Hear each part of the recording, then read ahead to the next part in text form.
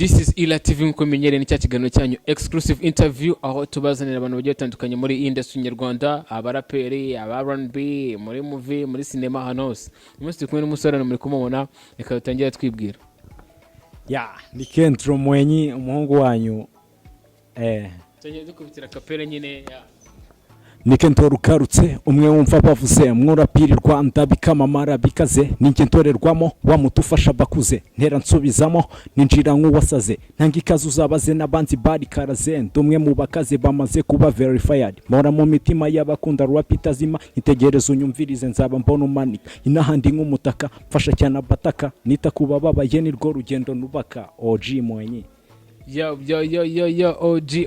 OG hanyuma musaza cyako wicara neza hanyuma ngiye kuguhata ibibazo ubu bageze kuri ya ntebe biti y'ibibazo anditeguye fresh guys. Iyo bavuze KENDO ni muntu ki? KENDO ni umusore w'umuraperi, umusore nyarwanda uvanze n'umukongore. Nago wubatse uri single bimeze nago ndubatse ndi umusore kabisa ndi single tu. Single kampe kubyemera. Hanyuma KENDO ririmbiye ndirimbo uzihimbiye njyana bimeze gute? Nge ndi umuraperi wanyawe. Hanyuma niye mpamvu wahisemo kuririmba rap ndayikunda, niyo mpamvu nahisemo kuyikora. Rap ndayikunda cyane kandi mbona ari nziza pe. Hanyuma rap ubona ari nziza, ese wayitangiye kariyeri yawe ryari? Nayitangiye kera. Nayitangiye 2019 nibwo nayigaragaje, ariko Impano kuva na kera yari indimo. Yakunze kungaragaraho cyane kuko nakundaga gusubira mu ndirimbo z'abantu, ariko cyane rap. Uri kumva ko ni ibintu byari bindimo, ariko naje kubigaragaza 2019. Hanyuma nawe muhanzi wakwinspiraga muri njyana ya hip hop muri industry nyarwanda? Mu Rwanda n'umuntu bita Buda Bulldog, hari n'undi mujama wo muri Kenya bita Calligraph Jones wo muraperi kabisa. Wari abatipe wakwinspira byatari n'abasaza. Hanyuma ese twifuje kumenya KENDO yatangiye music ejo bundi 2019 yegaragaza impano ye. Ubungu ufite ama audio angahe, ufite ama videos angahe kugeza isa? Mfite video imwe nkagira audio ndakeka mfite nye, ariko hari n'indi igiye gusohoka bita Lakamoja. Arumva ko ninjyana z'abaraperi kabisa nuko yitega kabisa. Wadukubitira kapera muri zo ndirimbo zawe nye zose, karebamo imwe nziza wadukubitira kapera kabisa kameze neza. Iyo nkunda cyane ni nigiye kujya hanze vuba hangaha.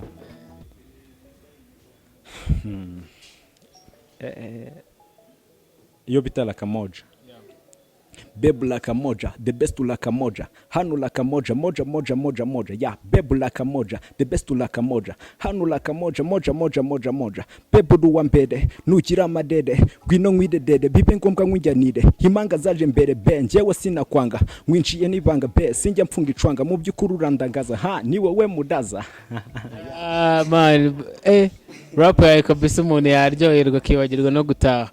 Hanyuma KENDO dushaka kumenya umunsi wa mbere cyangwa ishusho ujya kwinjira studio, ujya gufata icyemezo kuba ngo ngiye kujya studio ntangire music yanjye. Igitekerezo cyaze gite, wanditse indirimbo yawe gute uravuga ngo reka mbyuke mpamagara abantu mbabaze studio haniri bimeze gute, cyangwa wari uhazi ishusho muri make? Ukuntu byagenze bwa mbere njya muri studio, ubundi rap nakubiko ari ibintu byari bisanzwe bindimo. Nje naye nicariye ahantu ndimo ndasuka imirongo ukuntu nyishyira ku mirongo no mura n'umujama ari manager wanjye ubungu turi kumwe. Arajamwe ati nusemane ko numva uri murakora ibintu neza, ubundi urabura iki kugira ngo ukore ikintu cyawe. Mbese nasubiragamo izabandi ariko nkanyuzamo nkahita mbese nkora n'icyanjye, mbese nkahita nkora nkubita kangiyeho gatoya. Ati harabura iki?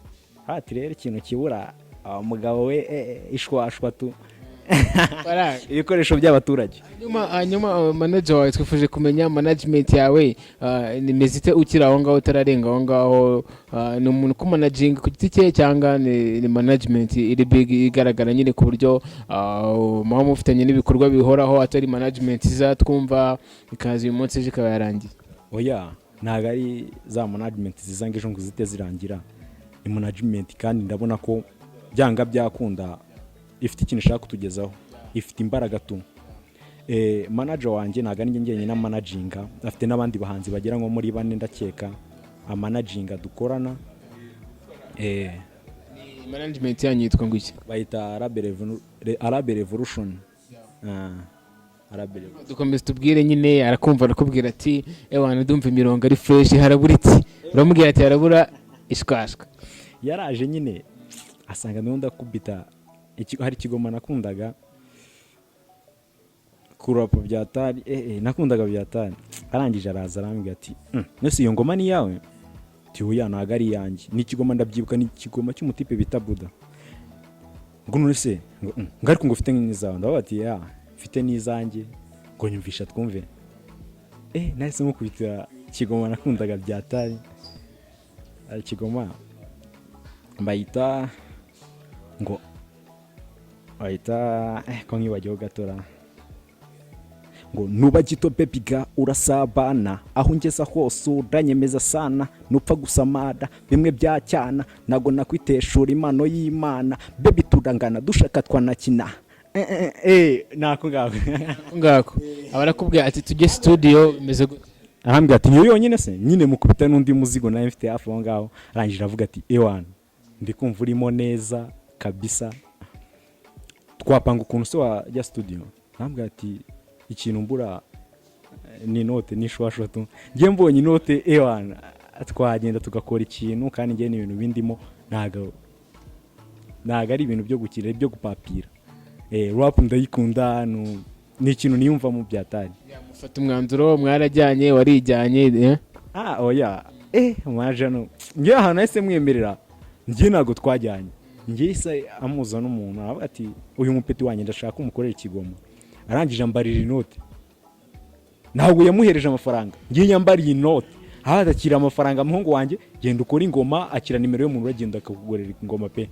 Jama mbarira inote, mbona bya bintu biri seriye man. Umuziki umaze kuwinjira kabisa.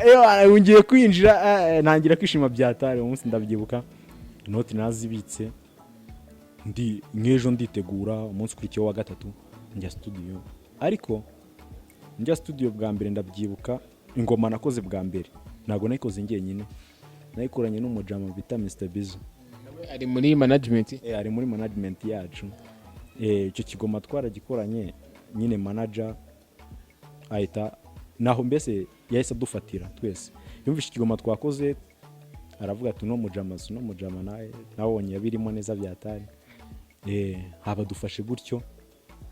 Yumvishe icyo kigoma twakwise aravuga ati kabisa ndumva nari tu ndikumva nashida. Hanyuma Mr Kenda abantu bifuje kumenya ese uriyandikira cyangwa ufite abantu bakwandikira? Sinavuga ngo ingoma zanjye zose ndiyandikira. Mfite ingoma zigeze muri 3 niyandikiye. Imwe ndakeka ariyo yagiye hanze, iyo nabanje iriya ninjye wayanditse. Iya kabiri ni umujama wayanyandikiye. Nawe turi kumwe muri nuza muri team turi kumwe. Noneho izindi ziri inyuma nizanjye ninjye waziyandikiye. Hanyuma Mr Kenda twifuje kumenya ese Mr Kenda afite amashuri angahe, ese ubu ngubu bahagaze ate, bimeze gute? Mr Kenda afite amashuri 3 yisumbuye, ndavuga secondaire. Byaje kwanga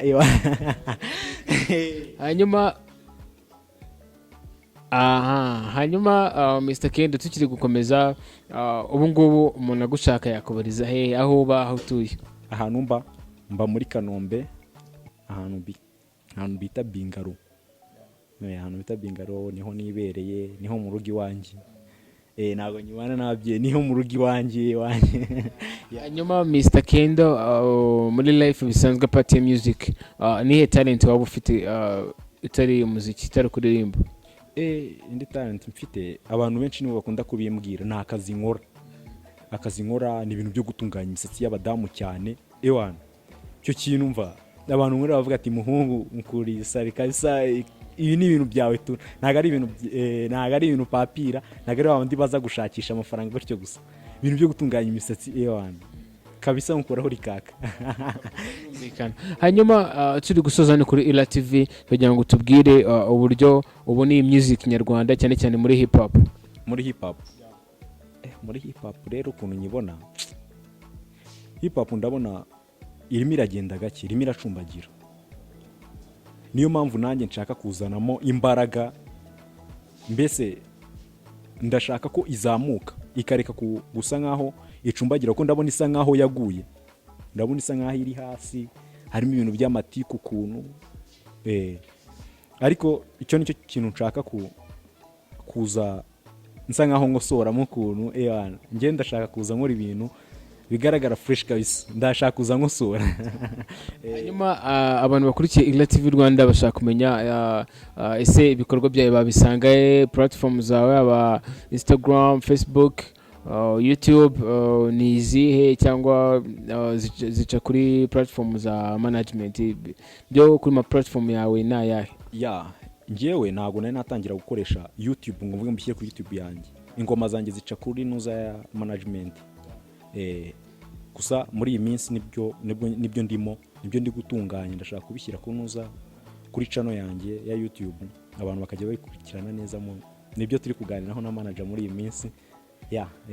hanyuma turi gusoza, gira ikintu usaba abanyarwanda bagukurikiye n'abakumva muri aka kanya, n'abaguteza amatwi, ugira ikintu basaba cyane cyane muri kariyeri yawe music? Ikintu mbasaba nukunkurikirana pe, nukunkurikirana. Ni inkunga yabo, nugukurikirana umuhanzi wabo, abantu bankunda nanjye ndabakunda tu. Gusa mumfashe mukurikirana ibihangano byanjye, ko mfite imizigo myinshi cyane, mfite ingoma nyinshi cyane nshaka kubaha z'uburyohe cyane. Hanyuma turi gusoza dukubitira akapera no twimanukira. Akapera